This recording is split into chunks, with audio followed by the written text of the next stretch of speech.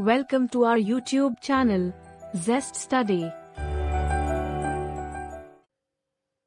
Hi friends, I am Neerja, and in this video, I am going to talk about communication, which is very important topic in TU Service Commission and UGC Paper 1. In this video, I try to explain about communication and communication skills. And first topic is what is communication? See, communication is the important process of day-to-day life. Communication plays the vital role right from our childhood. It is not only a specific tool, which is essential for our survival, but also a basic right. This modern age of communication is characterized by speed, efficiency, and ability to transcend physical or geographical limitations. Communication is defined as the process of passing information and understanding from one person to another. It is essentially a bridge of meaning between people. All communication is essentially sharing of information or some message. Communication is the most important of our social activities. Communication is the way to express and deliver any message or information to another person. The communication will be successful only if the information sent by an individual is delivered to others and understood as it is meant to. The term communication is derived from the Latin word communis or communicate, which means to make common. Thus, communication means to make common facts, informations, thoughts, and requirements. Communication, therefore, is the exchange of thoughts, message, information, etc. by way of speech, signal, or in writing. Communication is a two-way process and works well with feedback. This helps to confirm that intended message has been successful. Definition of communication. You can check the meaning of communication according to many renowned scholars.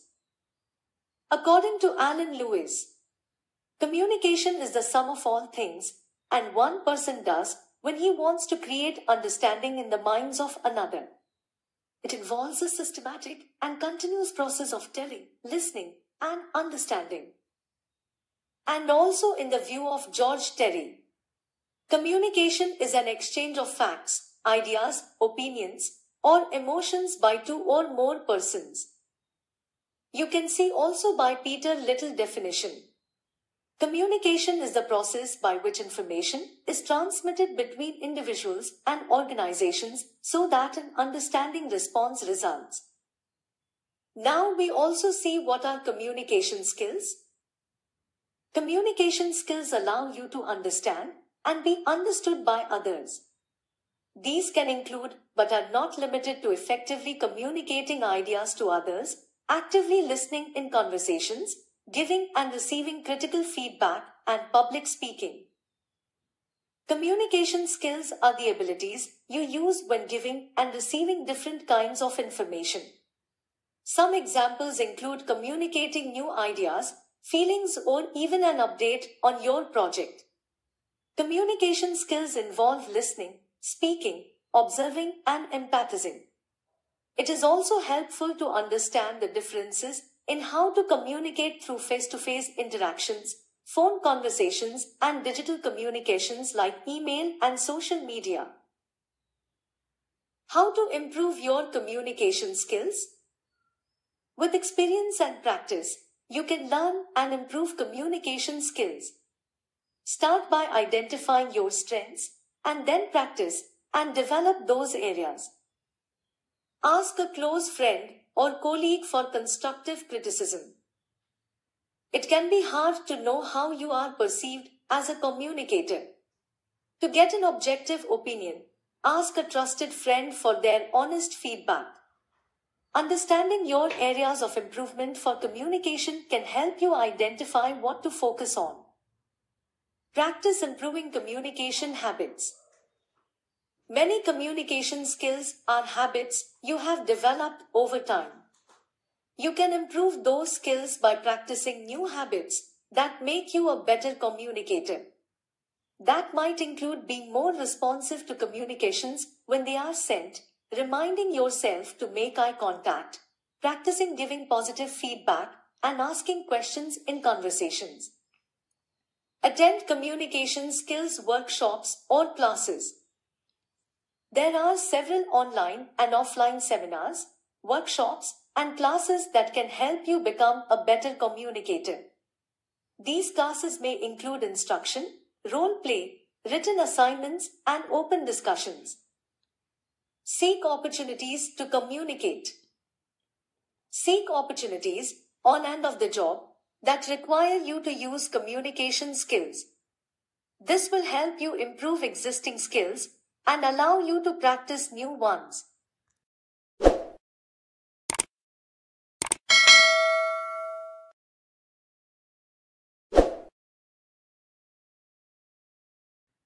The second important thing that we are going to study is characteristics of communication.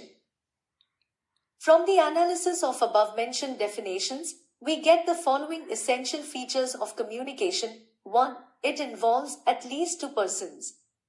Communication involves at least two persons, a sender and a receiver. The sender is called communicator, and the receiver of the message is known as communicate.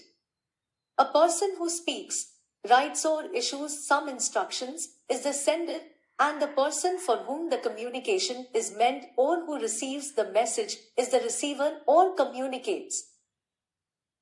2. Message is a must. A message is the subject matter of communication. Example, the contents of the letter or speech, order, instructions or the suggestions. A communication must convey some message. If there is no message, there is no communication. 3. Communication may be written, oral or gestural. Communication is generally understood as spoken or written words. But in reality, it is more than that.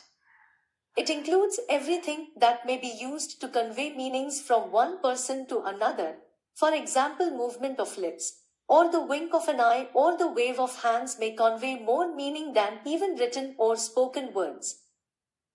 4. Communication is a two-way process. It involves both information and understanding. Communication is not complete unless the receiver has understood the message properly and his reaction or response is known to the sender. Understanding is the end result of communication, but it does not imply agreement. 5. Its primary purpose is to motivate a response. The primary purpose of communication is to motivate response or influence human behavior. There is no doubt that motivation comes from within, but communicator can also motivate people by good drafting of message, proper timing of communication, etc. To create understanding, communication should be relevant to the situation. It must always be remembered that communication is a means of motivating and not an end itself. 6. Communication may be formal or informal. Formal communication follows the formal channels provided in the organization structure. For example, the managing director communicates with the departmental heads, say finance manager communicates to deputy finance manager, the deputy finance manager with accounts officer, and so on. In simple words, in informal communication, there is no direct communication between the managing director and the accounts clerks. Informal communication flows from informal channels of communication, which are not provided in the organization structure. These channels develop among members because of personal contacts through working with each other.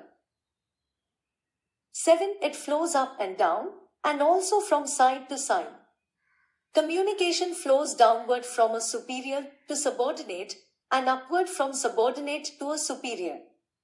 It also flows between two or more persons operating at the same level of authority. 8. It is an integral part of the process of exchange. It refers to the exchange of ideas, feelings, emotions and knowledge and informations between two or more persons. Now we are going to look at process of communication.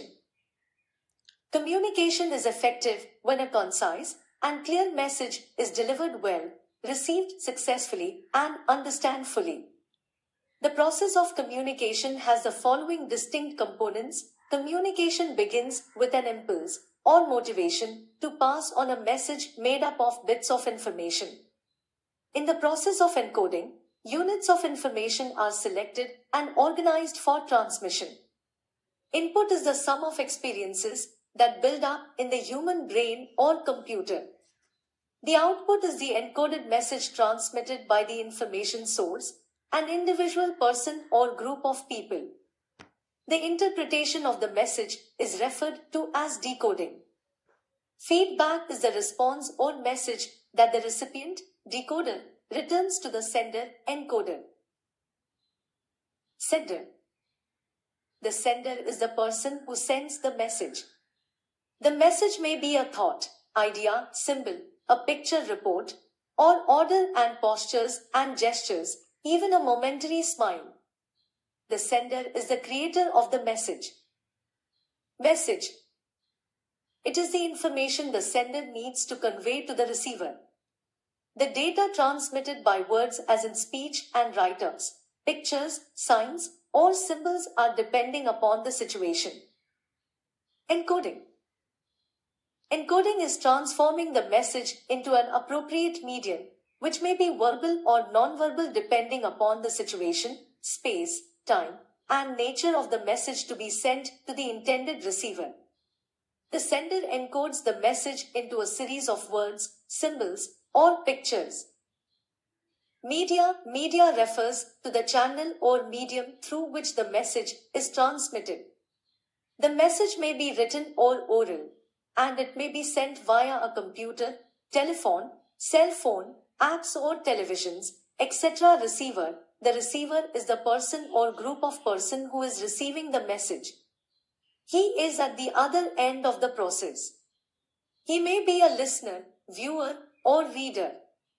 He needs to decode the message sent in the best possible manner such that the real intent of the communication is attained. Decoding refers to interpreting or comprehending the sent message. The receiver interprets the message and tries to understand it in the best possible manner. Feedback. It is the reply given by the receiver after reading the message. It is necessary to ensure that the message has been correctly decoded and comprehended the way it was sent. Feedback in the communication process is the response that gives us some indication of how effectively we communicate. It is the gauge of efficiency in communication. Types of communication. Last, not the least, we are talking about types of communication. Look, there are several classifications of communication. First, based on whom the message is addressed. We classify communication according to the number of persons, receivers, to whom the message is addressed. Intrapersonal communication. It is talking to oneself in one's own mind. Examples are soliloquies or asides in dramatic works. Interpersonal communication. It is the exchange of messages between two persons. For example, a conversation, dialogue, or an interview in which two persons interact. Others may also be present as the audience. An author communicates interpersonally with his reader, who is always present as a silent audience in the author's mind while he writes. A letter too is an example of interpersonal communication between the writer and the person to whom it is written. Group communication. It can be among small or large groups, like an organization, club or classroom, in which all individuals retain their individual identity. Mass communication. It occurs when the message is sent to large groups of people, for example, by newspaper, radio, or television. In this process, each person becomes a faceless individual with almost no opportunity for personal response or feedback. Based on the basis of the medium employed. Verbal communication.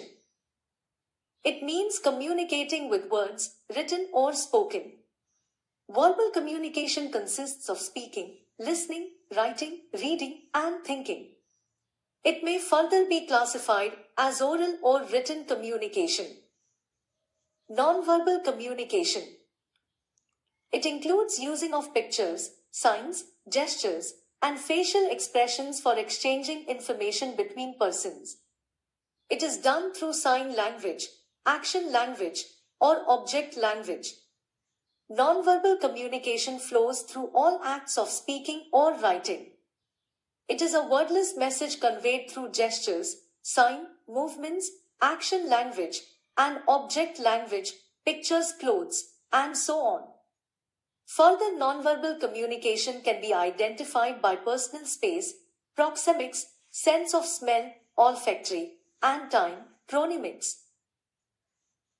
Meta-communication. Here the speaker's choice of words unintentionally communicates something more than what the actual words state. For example, a flattering remark like "I have never seen you so smartly dressed" could also mean that the regular attire of the listener needed improvement. Formal communication. A formal channel of communication can be defined as a means of communication that is formally controlled by managers or people occupying positions in an organization. The communication flows through formal channels, that is, officially recognized positions along the line in the organization. This ensures that the information flows orderly, timely, and accurately. Any information, decision, memo, reminder, etc. will follow this path. Informal communication. Side by side with the formal channel of communication, every organization has an equally effective channel of communication, that is the informal channel. It is not officially sanctioned, and quite often it is even discouraged or looked down upon. But, then, it is very much there and has been given the name grapevine precisely because it runs in all directions, horizontal, vertical, diagonal. As the management experts put it, it flows around water coolers, down hallways, through lunch rooms, and wherever people get together in groups. Downward communication. The communication that flows from top to bottom is known as downward communication. Any organization has an inbuilt hierarchical system, and in the first instance, communication invariably flows downwards. Upward communication. The communication that flows from bottom to top, which is from lower hierarchical level to higher level, is called upward communication. The main function of upward communication is to supply information to the upper levels about what is happening at the lower levels. It is just the reverse of the previous dimension. Lateral communication. When communication takes place between two or more persons who are subordinates working under the same person or those who are working on the same level, it is called lateral or horizontal communication. A good example of this kind of communication is that between functional managers. It is necessary for the reviewing of the activities assigned to various subordinates having identical positions. Diagonal communication. Diagonal or crosswise communication includes the flow of information among persons at different levels who have no direct reporting relationships. As an example, the communication between the training supervisor and marketing manager regarding the training of a few employees of the marketing department is diagonal communication. This kind of communication is used to speed up information flow, to improve understanding, and to coordinate efforts for the achievement of organizational objectives.